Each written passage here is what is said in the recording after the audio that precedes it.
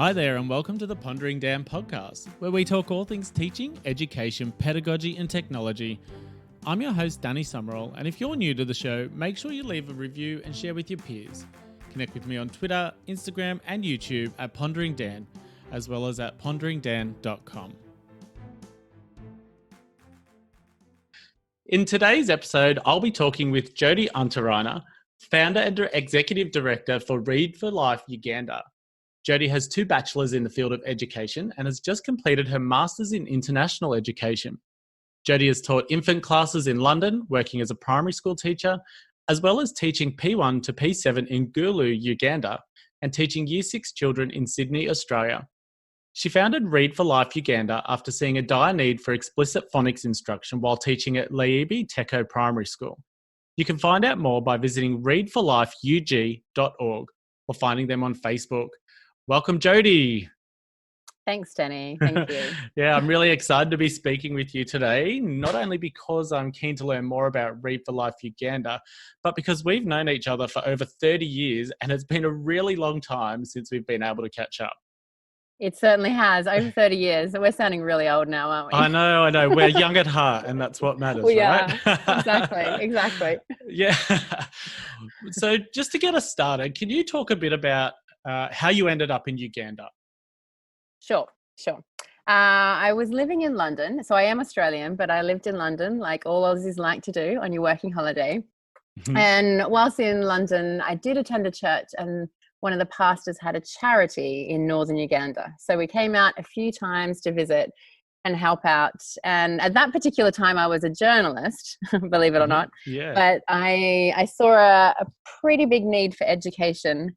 So I decided to do my bachelor in education to come out in Uganda later. So I studied it in the UK, taught for a couple of years, and then came out in Uganda about 8 years ago to work and focus on education, which was pretty exciting. Yeah, excellent. And I could still hear the Australian accent. So, it's good to know that it's still there. It's still there. Maybe softened, but it's definitely still there. Yeah. So what do you do with Read For Life Uganda, and what sort of work's involved? Sure. So with Read For Life, we focus on teacher training. We have about 7 Ugandan trainers at the moment we have employed, and there's 1 bookkeeper and monitoring and evaluation officer. And currently in Uganda, the level of literacy and reading and writing is really terrible. It's quite low. So if there's teachers listening that know little bits about like fluency and words per minute with reading, I think in the UK, I'm not sure about Australia, but in the UK, I think Year 2 might read about 100 to 150 words per minute for 6 to 7-year-olds.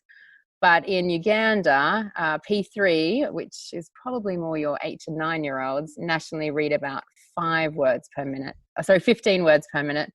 But in the north, in Gulu, it's 3 words per minute. So children are finishing school, they're going all through the end of primary school, and they can't read and write very well by the end. And most children are failing. Yeah. Okay. So I just wanted to start up this organization to help train teachers in more effective ways of teaching reading and writing. So I've written a phonics program, which sounds a bit crazy. Which is amazing, Yeah, no, it is great, actually. So I've taken ideas from other phonics programs internationally that have worked quite well and written it locally for the local culture.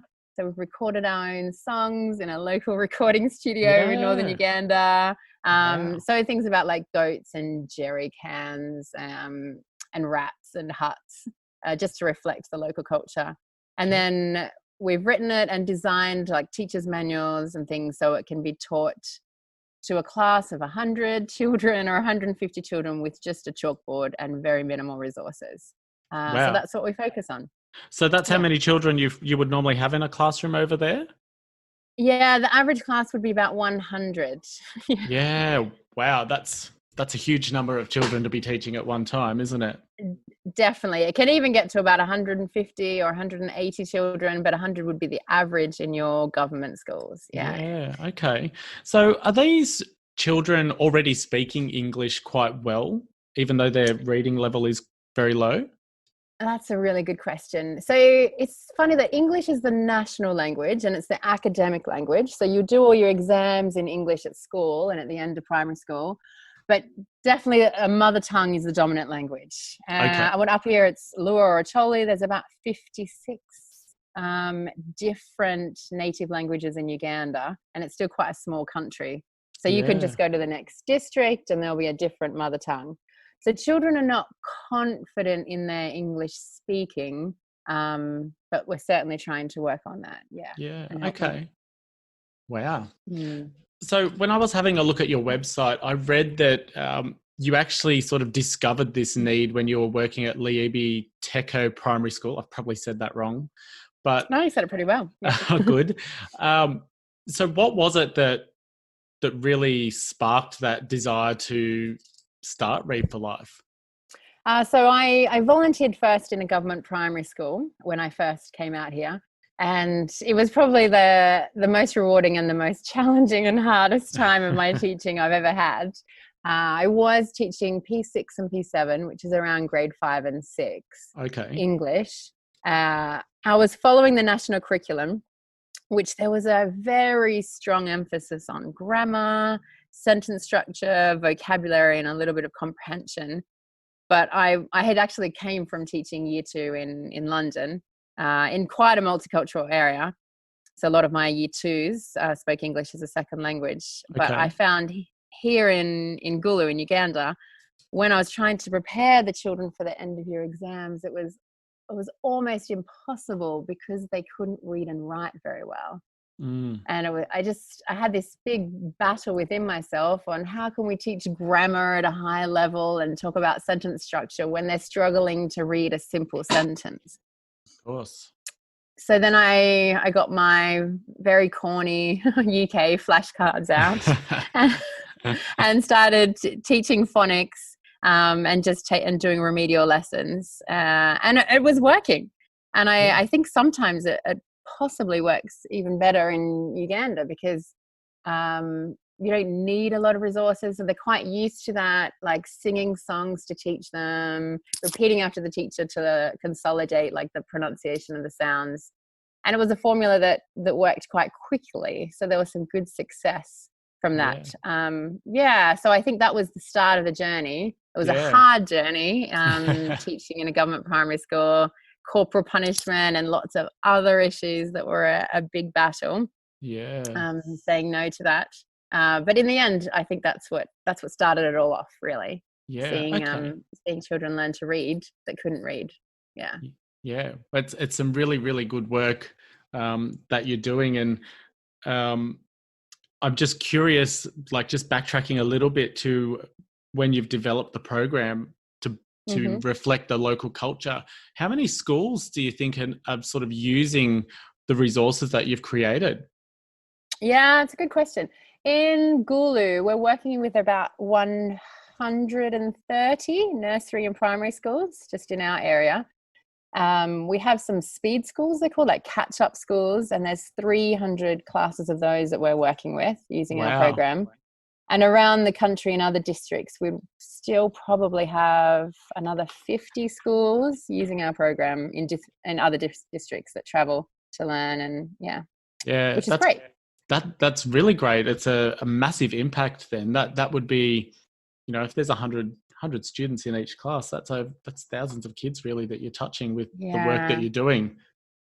So why is this sort of work so important in Uganda or any other developing country? I think in Uganda, as well as, you're right, other developing countries, there's a lot of money being poured into education. And lots of NGOs would say, like, why isn't education improving? Because it's not really improving on a national level. But I think recently, most of the money has gone towards access of education rather improving the quality of education. Okay. So you would have millions and millions of dollars being poured in to build schools and toilets, like classroom blocks. but the quality of the education isn't improving. Okay. It's actually quite easy to build a classroom. Like anybody can come and help build a classroom and raise money for a classroom, but it takes a lot to improve the quality of what's happening inside the classroom. Yeah. And that was reflected in the original like Millennium Development Goals, was improving education. It was originally broken down to access rather than quality. There is an international trend now on trying to improve quality, but it's very, very difficult to do because it takes a lot of investment, and you can't do it remotely. You need to have people on the ground, and it's a very, very slow journey. So I feel it's extremely important, definitely for Uganda, to try to improve that quality of education. And our exams here, they're very theory based at primary level. Like even science at the end of primary, like there's no science experiments. It sounds like quite a weird thing, really. But there's nothing practical that happens in primary school in science. It's very much like learning about the body and the environment, and almost writing like short word answers for everything throughout the year. But if you can't read and write, you can't access that paper. Same with social studies. It's the same. So reading and writing becomes a very big barrier to the rest of education and learning. So that's why I think it's particularly important for Uganda, as well as I think other developing countries. And I think a lot of the trend internationally has been to focus on access rather than quality. And it's good to see the quality becoming high on the agenda recently. Yeah, and I guess that's why you're on the ground there in Uganda, because that's your passion, is to improve that quality of the education. Exactly. Yeah. So you've already touched on a little bit of the differences between teaching in Uganda compared to other countries such as the UK and Australia. What, apart from class sizes, what would you say the biggest differences? I would say definitely rote learning and memorization in Uganda is it's very teacher-led, teacher-direct instruction, and would be like repeat after me. So the way that topics and vocabulary would be taught is you stand up the front and it's almost like a lecture style, even in primary school or P1. And then the class would repeat after you like a parrot fashion, back and forward, back and forward. You wouldn't really see group learning, children working in groups or children discussing each other. There's not a lot of like critical thinking or analyzing, very much like lower level thinking questions. But definitely rote learning and memorization is the main method of learning, unfortunately. Yeah. Do you think that'll change anytime soon, or do you think it's still a very long way off? I mean, to me, it sounds like it might be a long way off, but yeah. I think it's definitely a long way off, and curriculum change is possibly the biggest way that could be improved, and changing a national curriculum, as you know, is an enormous process. Huge. But I think small steps to working on that. And obviously corporal punishment is still happening here. It is illegal. Okay. And it's quite interesting. And so it's illegal and the law is there to enforce it. However, on the ground, it still happens every day. I've seen children get stitches from being hit over the head with like meter rulers. Children go to hospital. I've seen like head teachers bribe the family not to go to the police by giving them sugar and bottles of soda. And it's still happening a lot. So there's a very much a fear and a shame culture. So children would not, like, their fear of getting things wrong or getting beaten if they get things wrong, which makes it a very difficult learning environment sometimes. Yeah, it's hard to imagine that sort of stuff is still happening around the world. I mean, I think I remember maybe when I was in kindergarten or grade 1, there was children still getting the cane, and that was like, what's that, 1985, 86 when we were in those grades. But I think that was sort of when it stopped in Australia. I think I'd have to check that, but I think some private schools had it in Australia, maybe in the independent sector when the government stopped first. But it did stop pretty early. So obviously that's a huge challenge for you personally to be able to deal with that. But what are some of the other really big challenges? I mean, especially considering this is a much bigger organization than what you probably originally planned for, right? You're exactly right. You're exactly Yeah. right. Yeah, I would say corruption is one of the biggest challenges. We've Okay. also, we have started a teachers training college, a nursery teachers training college for preschool teachers. And Yeah. just the registration process, the expectation there to get things done, you almost need like, people expect you to pay them on top of their salary if you want anything done. You want to you need a piece of paper written or a stamp or anything. They want money. Yeah. and Okay. and we don't want to go down that slippery slope of paying to get things done or being part of corruption. We're trying to be zero tolerance to corruption, and it's very difficult to do that. Not only in the NGO sector, but ever. I think in Uganda.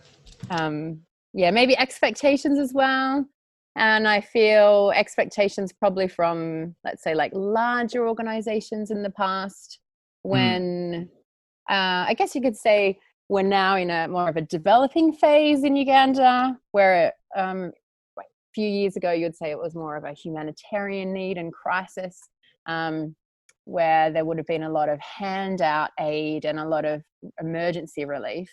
But now it's more development, but everyone has got used to getting paid to do things. So if you call a meeting, you will pay everybody to come to that meeting. But we're not going to pay people to come to learn. We offer that service. We do offer it for free, but we're not going to give out money to learn. And that is quite a cultural change and a cultural challenge. That would be very hard to deal with, and I've heard that that sort of thing is very common in most developing nations as well, not just Uganda. Yes, definitely. Yeah, it is quite hard.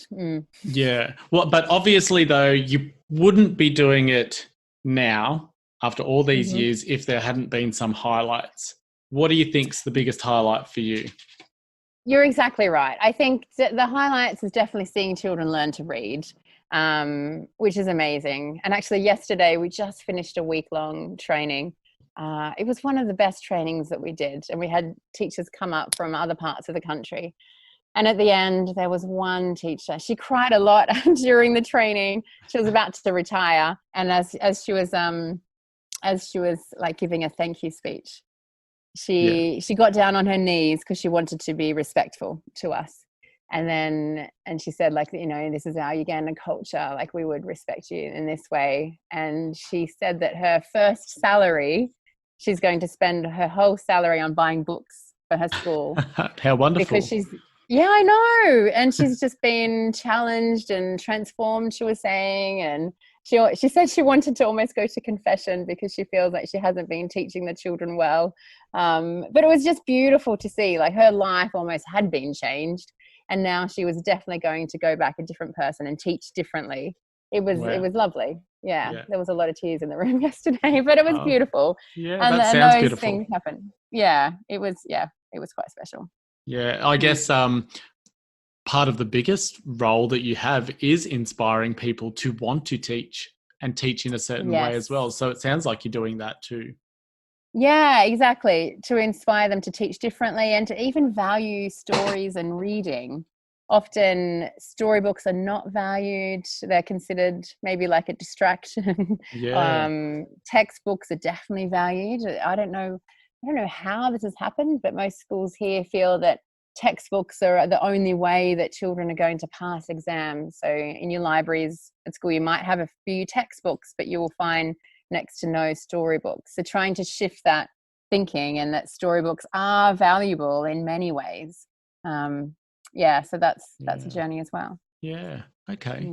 So what advice would you give to anyone, teacher or not, if they're looking at working internationally in the education field, especially in a developing country like Uganda? I think maybe what I'm going to say could be slightly harsh, but if you want to work as a teacher, I feel you need to be a teacher. Okay. And I think sometimes, and I've seen it a lot here, where people would come out to work in a school, and you're not a teacher. Yeah. And I think we would never allow that to happen back in Australia or in the No, you're UK. right. Like, you must have the training, and even if you're not a teacher, you should definitely get some form of like teaching qualification before coming out here. I think that's quite important. Consider coming for a longer period of time. Like if you want to come for 2 weeks or 3 weeks, you're not going to change anything. And you shouldn't even want to change anything because you wouldn't understand the culture or the environment that you're visiting. I think it's very important to have a period of just observing and just seeing what it's like in the system, in the education system, and what the culture is like before then getting involved in teaching or in a school, and possibly spending at least 1 year as a commitment rather than a few weeks or a couple of months. I feel 1 year minimum, because it takes time. It takes time to adjust to a different culture and to learn the ways of a new culture. And to be even respected by the local people. And then only when you learn can you then make an impact and teach. Yeah, that's it's really interesting actually, because it sort of makes me think about some of the stuff I've read about volunteerism Yes. and the damage it can do over long term. But really, I mean, for you and your husband, you've been there for what's 8 or 9 years, right? Yeah, this is our 8th year here. Eighth Yes. year. So how long do you think it really took you to understand the culture? I would say I taught first for 1.5 years in a primary school, and that was my training ground. I was Yeah, okay. volunteering as a teacher. And then after that, it was the perfect platform when I started Read for Life. I didn't expect to start it. It was just what happened naturally. Yeah. But it was, 1 year was definitely like the training ground. Yeah. And But you're did you right about the whole, sorry, you go. sorry, I was just going to say, did you expect to be there for that long at the start? Like a year and a half? No, not at all. I think we expected to be here 2 years and we're still here 8 years later. Yeah. Well, you obviously love it, which is great. Yeah, we Oh, do. We yeah. do. Yes. So, how can listeners to this podcast help support Read for Life Uganda? I'd say the biggest way would be if you wanted to support some of our training financially or employing our trainers um, to fund part of their salaries. And you could go onto our website, readforlifeug.org, and Yeah. make some donations there. Yeah. Excellent. If you wanted to donate your services, maybe help out with the website or do some fundraising or something back home, that would also be fantastic. And you can get in touch with me as well. Yeah. Oh, that's excellent. So I've actually read on your website that $10 or $20 will help to improve the literacy skills of up to 10 and 20 children respectively in northern Uganda in the coming Mm-hmm. year. $50 will provide one teacher in Uganda with literacy training and follow-up support for 1 year. And $200 Mm-hmm. will do the same for nursery and primary teachers in one school. And that's not a lot of money, but it goes a long way by the looks of it. Yeah, it does. It does go a long way, which is great. And a little can make a big difference when you're talking about teacher training and training other teachers. Yeah, Yeah, which is yeah. fantastic.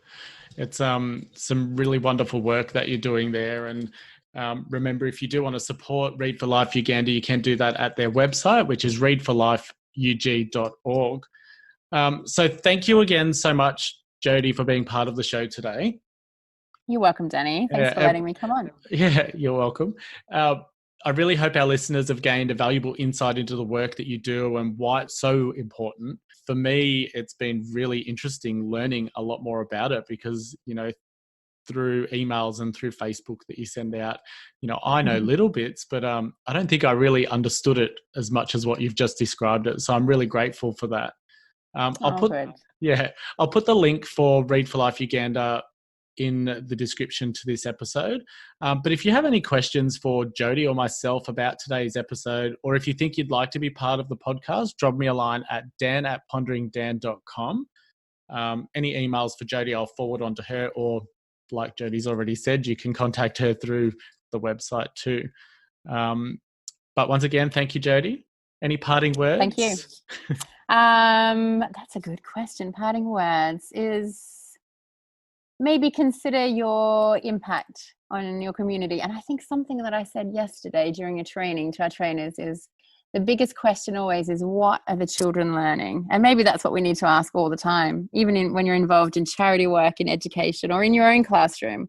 What are they learning? Is there learning happening? Absolutely. Yeah, really good. Thanks so much, Jody. You're welcome.